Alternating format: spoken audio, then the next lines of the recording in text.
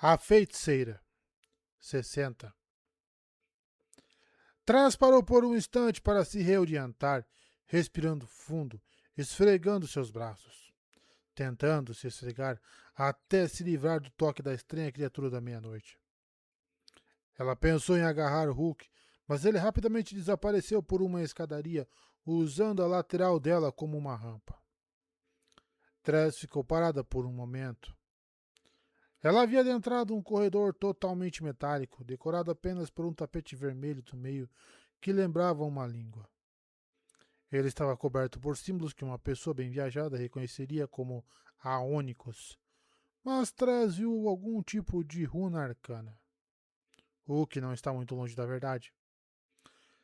As paredes, em vez de cobertas por imagens ou tapeçarias, possuíam vários painéis que lembravam Tress da placa de escrita de Forte.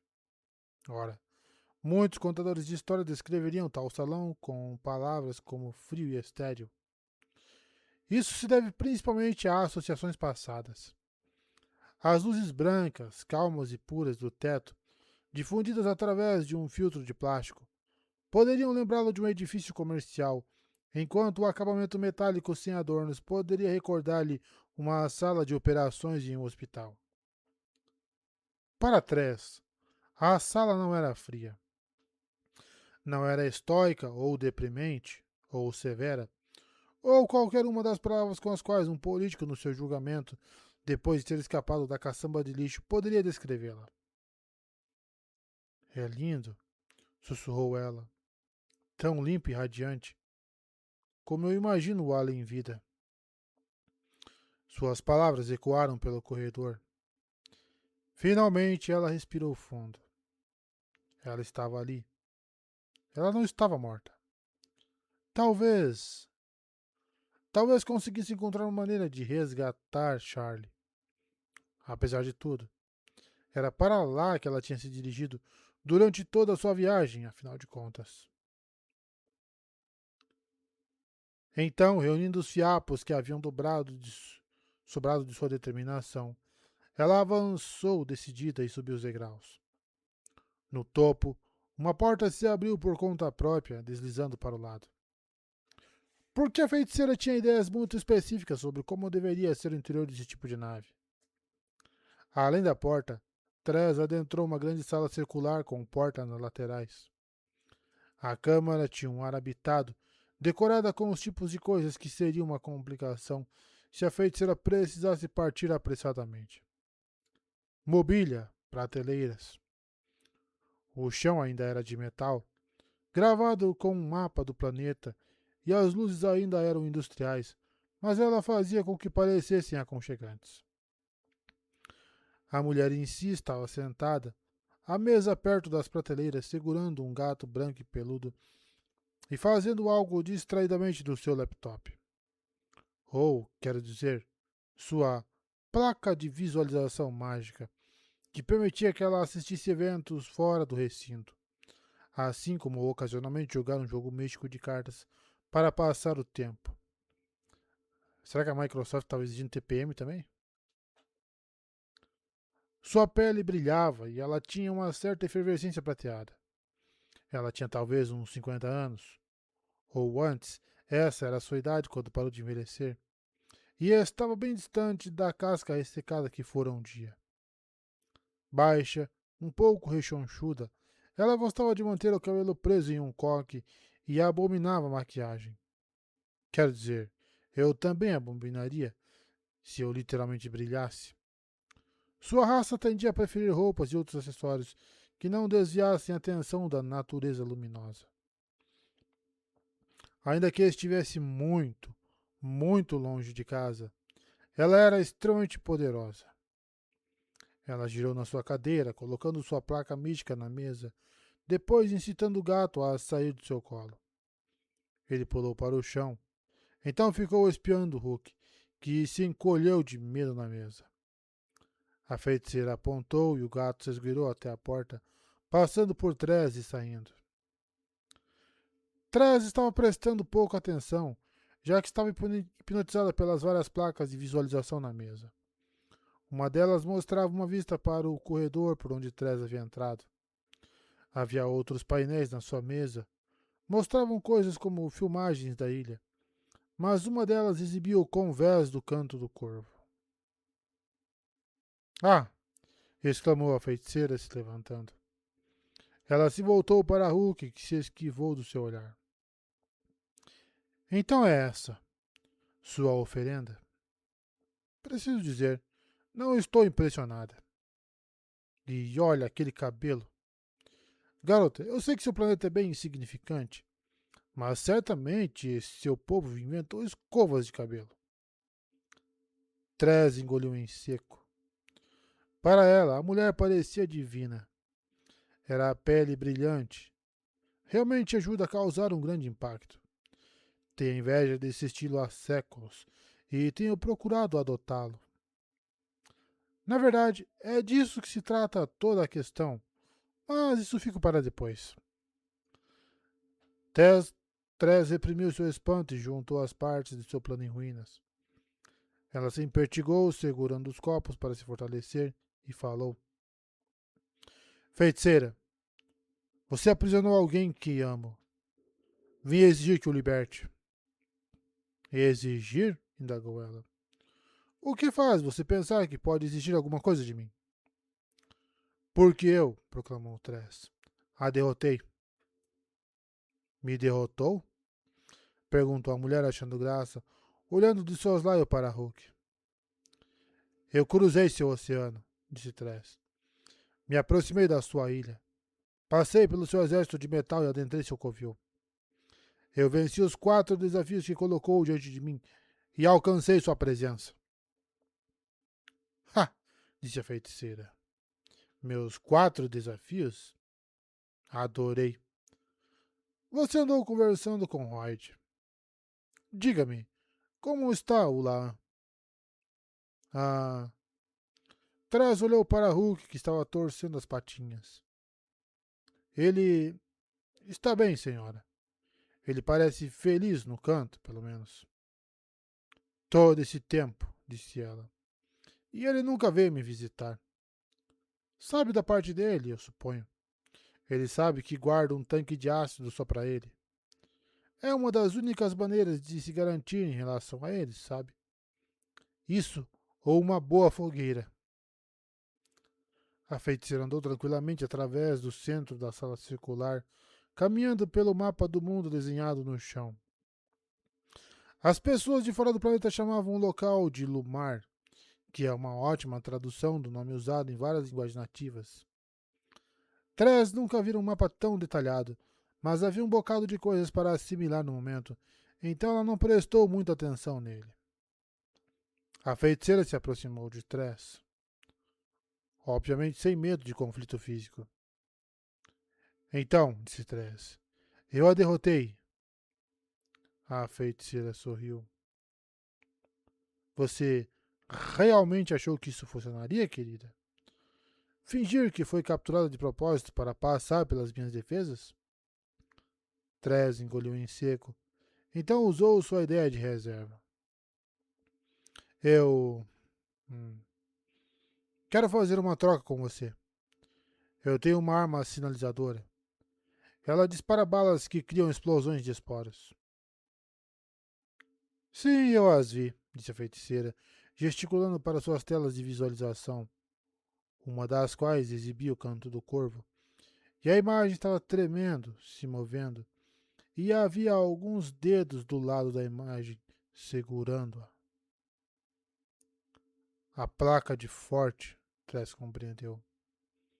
É o ponto de vista da sua placa voltada para fora. A feiticeira tem usado para nos espionar. Ela tinha mesmo. Se eu tivesse no meu juízo perfeito, teria percebido séculos atrás que os protocolos de segurança vinham desativados por padrão de fábrica, deixando que essas coisas fossem hackeadas com muita facilidade. A feiticeira estava assistindo todo esse tempo, exceto pelo curto período em que Forte ficou sem placa. Ela deixara de prestar tanta atenção no canto do corvo depois que Tress partiu. Minha arma, continuou Tress, é um projeto que desenvolvi, que não é conhecido em nenhuma outra parte dos mares. Quero oferecer a você os projetos, em troca pelo retorno de Charlie, o homem que eu amo. Você acha, indagou a feiticeira, que com toda a tecnologia avançada à minha disposição, eu estaria interessada na sua arma de esporos? Um tipo de arma que já está sendo fabricada em vários mares nesse mesmo planeta e que simplesmente ainda não chegou ao seu oceano? A determinação de Tress, que já estava se desfazendo, desabou completamente. Ela olhou para Hulk, que, estranhamente, levanta uma pata na direção dela, formando um pequeno punho, encorajando-a. Alguma outra coisa estava acontecendo aqui, percebeu Tress. Algo que ela ainda não havia compreendido. Ela começou a pensar sobre os eventos que a levaram até aquele ponto. Hulk fora capaz de exigir que o monstro da meia-noite a trouxesse para a ilha. A feiticeira parecia intrigada por ela e sua tripulação. Eles eram dignos de nota e de vigilância. Por quê? Royd, pensou Tress. Royd pode derrotá-la. Ela o estava vigiando. Então, como o Hulk se encaixava nisso? E por que a feiticeira estava conversando com Tress em vez de aprisioná-la? Tress não tinha nenhuma ideia prévia de como seria um confronto com aquela mulher, mas certamente não esperava um diálogo civilizado. Isso fez com que ela se sentisse terrivelmente incerta. A feiticeira se virou e caminhou até sua mesa. Bem, criança, eu não preciso da sua tecnologia, mas acho você interessante.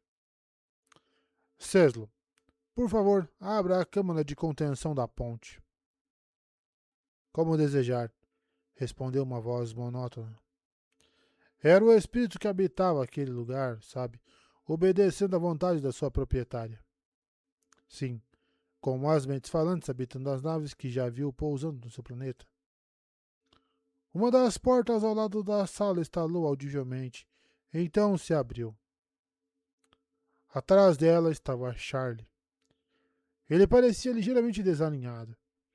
Estava vestindo um dos seus trajes formais, um que Tress já vira durante aparições dele com o pai, mas estava amassado e rasgado em alguns lugares. A não ser por isso, estava exatamente como ela se lembrava dele, com o cabelo que ele não penteava direito e um largo sorriso. Eu sabia que você viria, disse ele correndo até Tress. Eu sabia. Ah, Tress, você me salvou. Naquele momento, as emoções de Tress estavam complicadas. Como aquela corda que você sempre jura que guardou arrumadinha, mas que quando vai usá-la parece que alguém a usou para inventar novos tipos de nós que dobram o espaço-tempo. Era Charlie. Vê-la era incrível. Isso a deixou feliz e também aliviada. Exultante, assoberbada, animada, agradecida. Sim, tudo isso. Todas as emoções que você poderia esperar estavam presentes e contabilizadas. Mas ela também sentia uma tristeza que não conseguia explicar. Vamos chegar lá. E, além disso, confusão. Suspeita. Era isso? Ela ia realmente conseguir o que queria? Eu trocarei, disse a feiticeira, por esses 2 copos. O quê? Sério? Indagou Tress. Sério, confirmou a feiticeira. Basta deixá-los na prateleira junto à porta. Ele está enfeitiçado de algum jeito? Perguntou Tress. Ah, isso. Eu deveria desempenhar o papel, não deveria? Ela pigarreou. Sob a luz da lâmpada, como uma pomada, alivio a mágoa e desfaço a praga. Que mulher filisteia!